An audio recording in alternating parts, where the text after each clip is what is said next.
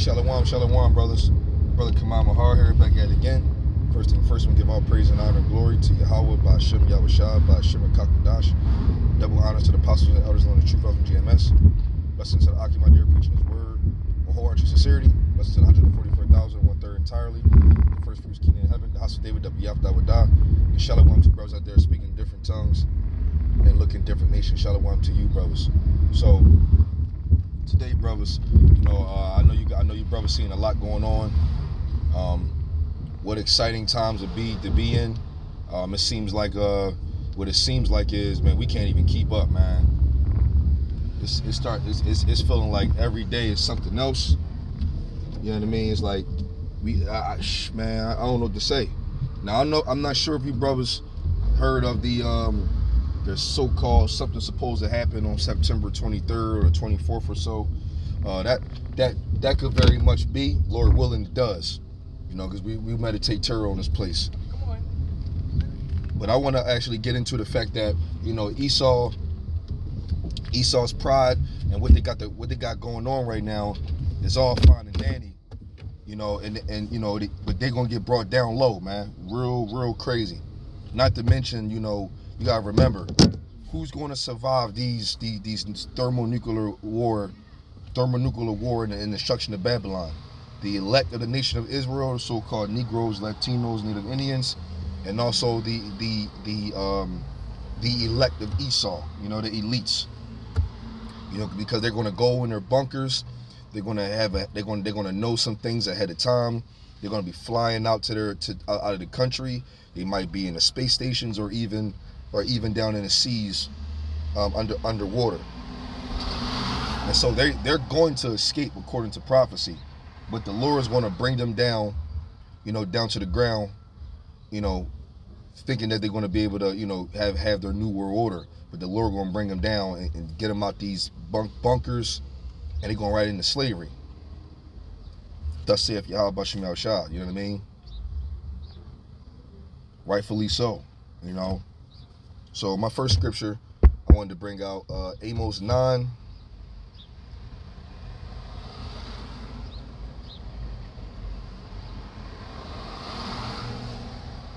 I'm going to start at the top, actually. This is Amos 9. I saw the Lord standing upon the altar, and he said, smite the lintel of the door that the post may shake. And it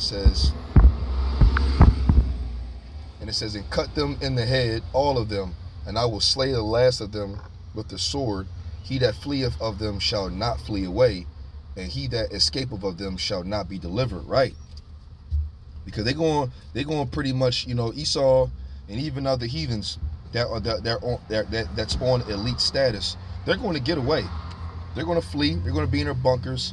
When destruction is coming down, they will be all right. They will get away from it. But the Lord said, he that fleeteth of them shall not flee away, and he that escapeth of them shall not be delivered. Right? So the ones who fleeth, they're going to get hit. And the ones who do escape, they're going to get hit too. They think they got away. They think everything was sweet. It's not going to go down like that. Verse 2, it says, though they dig into hell, then shall my hand take them. Though they climb up to heaven, thence will I bring them down. Because it says that when they dig into hell, that's going into them actually creating those bunkers. Those multi-million-dollar bunkers to escape, a nuclear holocaust, and they will be successful, right? And it says, though they climb up to heaven, thence will I bring them down. Yeah, they're gonna try to go into them space stations. They're gonna try to go up into the, satellites and things of that nature. But the Lord gonna bring them down. They're gonna bring all that shit down. Satellites, space stations, whatever they got to offer, however it's gonna go. The Lord gonna bring them down. Ain't no escaping. Because remember, it says, he that fleeth of them shall not flee away, and he that escapeth of them shall not be delivered. Right? And right here it says 3.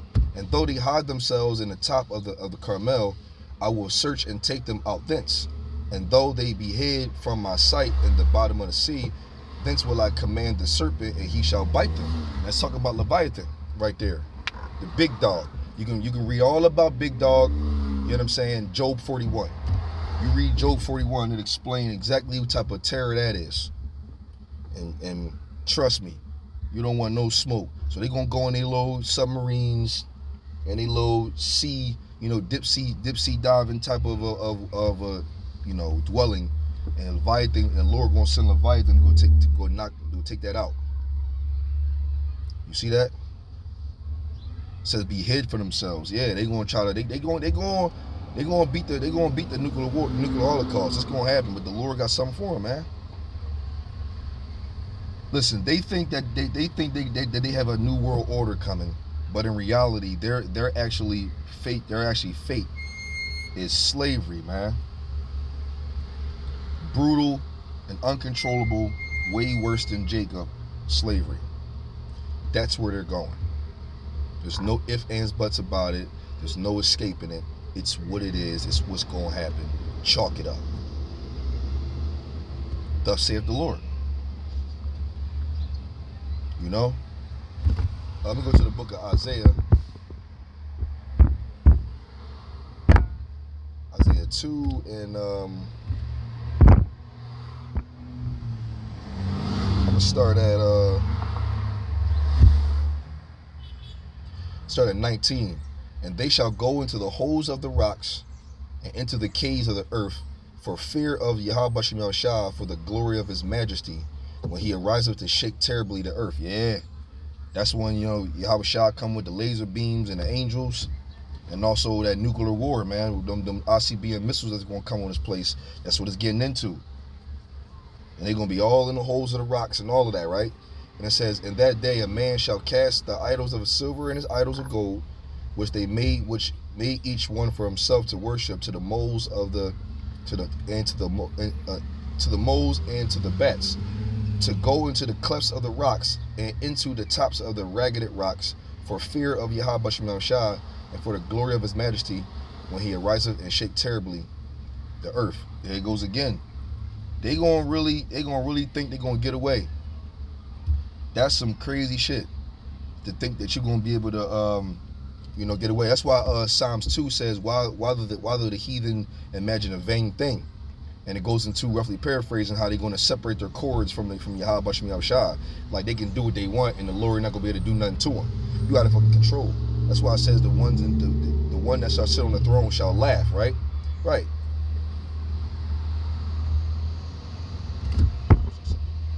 Right, man. They in the trick bag. To think you can get away with Yahawashi is a very, very hilarious thing to think. But see, the Lord put a spirit on these dudes, man, to have this crazy ass pride. That's why it says in 2 Esdras the 13th chapter, when Yahawashi come back in that great war in heaven, it said they were sore afraid, but yet durst fight. Because they pride, and the Lord going to turn up their pride in a way where they're going to still fight and still think they're going to mess around and win, even though they scared of shit. Right? Man, the scriptures describe a beautiful, man, they should make a movie out of this. You know what? Now thinking about it, maybe in the kingdom of heaven, more or less, there will be like a movie about this. And in the kingdom movies are going to be crazy. Entertainment will be on a high level in the kingdom. It's going to be one of the baddest movies that ever was created of all time. The evolution of Esau, and then the bring down of Esau, and then a war in heaven. That shit going to look crazy as hell. When Yahawashi crack the sky, man, and come back and bring down Esau, man, hey, yo. That's going to be one of those sights that's like going to be uncontrollable. Obadiah. Let me get into Obadiah. Obadiah 1. Matter of fact, Obadiah, you can read the whole thing with that. But you know what, though? I'm going to start at the top. It says, the vision of Obadiah, thus saith the Lord Yahawashi concerning Edom. We have heard a rumor from Yahawashi, and an ambassador is sent among the heathen. Arise ye, and let us rise up against her in battle. Behold, I have made thee small among the heathen, thou art greatly despised. Yeah, Esau is really despised, man. Don't nobody like Esau. Everybody hates the whore, even their own people. It says, the pride of thy heart have deceived thee, though that dwells in the clefts of the rocks, whose habitation is high, that saith in his heart, who shall bring me down to the ground? See, that's some crazy shit. It says, though thou exalt thyself as the eagle, and though thou set thy nest among the stars, thence will I bring thee down, saith the Lord. See that? The Lord just keeps saying that Esau is going to be setting themselves up, but Yahawashi is going to bring them down, and bring them down for good. They're never going to rise up again. There's never going to be no Esau up. Ain't going to be no in the kingdom of heaven. They're going to riot and try to, no. It's not going down like that. Once they're slaves, they're going to be slaves for 1,000 years, and then they're going to be exterminated. They're either going to get their lands back, but the point is Esau is getting eradicated. Like, this is going to be the greatest from riches to rags story ever created. You got to remember, brothers, when they get in slavery, right? When they get in slavery, you got to remember, the Lord said it's going to take them an hour to destroy this place, right? So you got to think an hour before, or a 24-hour basis before that, let alone a week ago. You know, they knew what it was to be super rich, to be on yachts, having billions of dollars, living in delicacies, you know, having maids and butlers and all this crazy ass shit. That's what they're used to. That's exactly what they know. That's all they know. But imagine going from all of that into slavery. Like, from like a whole flip into slavery. Shackles on their feet, arms, fetters of iron on their neck, and being beat down to powder at every second that the Israelite, the so-called Negro, Latino, and Indian feels like, because of what they did to us.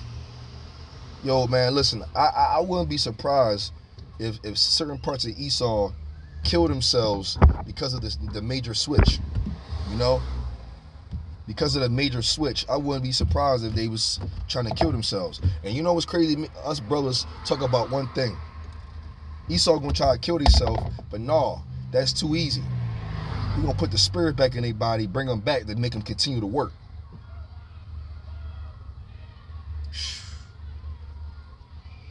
Man, that was just meditating terror right there. But hey, like it says, man, Second Thessalonians 1:6 is that seeing is a righteous thing with Yahawashi to recompense tribulation to them that trouble you. Straight like that. So yeah, it ain't gonna be no easy ride, man. It's gonna be something real horrible and real bad, as it should be, because we was done dirty. Because right now they're in a power seat, and Yahawashi is gonna bring them down. What's that? Revelations conquering to conquer. It might be 19. Let's see.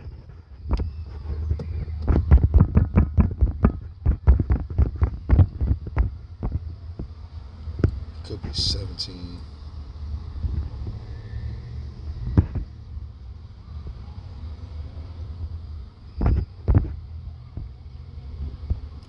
Shalakia, bros. I should have known this. Let me see. Here we go.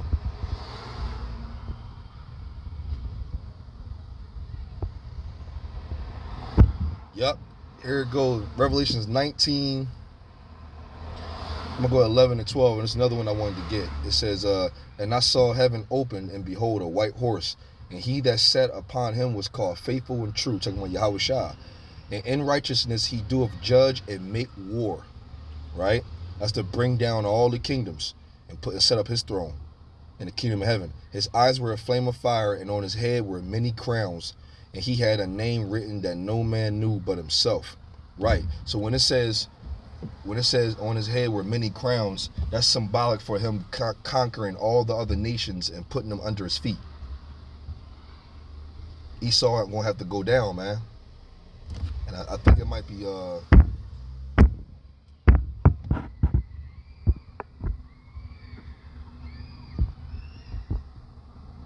Yep. Revelation 6 and 2. And I saw, and behold, a white horse, and he that sat on him had a bow, and a crown was given unto him, and he went forth conquering and to conquer. Right. So just like Revelations 19, it's talking about how he had many crowns. Yeah, it's because there's many crowns on this earth right now, and when Yahawashi comes back, he's gonna bring down all the different crowns, and it's gonna be one crown set up for him as the leader of this whole world, along with King David, 144,000 to 12, you know, and the rest of the Israelites, the so-called Negroes, Latinos, and Indians. Those are the crowns that's going to be put on the elect heads of the new rulers of this particular world after the bring down of Esau, man. Yo, it's going to be a beautiful sight, man, to be in rulership like that. Lord willing, man. Call Lord Yahawashi for this particular ministry and this word, man. The good news. The good news, man. This is a beautiful thing. Fucking amazing, man. When Yahawashi come back, man, it's going to be utter danger, man. These dudes are not going to know what to do with themselves. And they're going to go from riches to rags, man. Riches to rags, man. They are done. We seeing prophecy rolling out something crazy. Esau's kingdom crumbling. Oh, it's war and it's World War III's on the scene. Nuclear missile talk. Hey, man, we know what's coming next, man. We at the end, brothers. We at the end. Aparat Desire, brothers. This was edifying to you, brothers. I'll give all praise, honor, and glory to Yahawah, Bahasham, Yahawashi, Bahasham, and Kakwadash. Double honors to the apostles and elders along the truth from GMS. Blessing to the Akimadar preaching his word. Wahawah, true sincerity. Blessing to the 144,000, 1/3 entirely. The first fruits kingdom of heaven. Hasa David, the Biyaf, Dawadah. And shalom to you brothers out there speaking in different tongues and speaking in different nations. Shalom to you, brothers.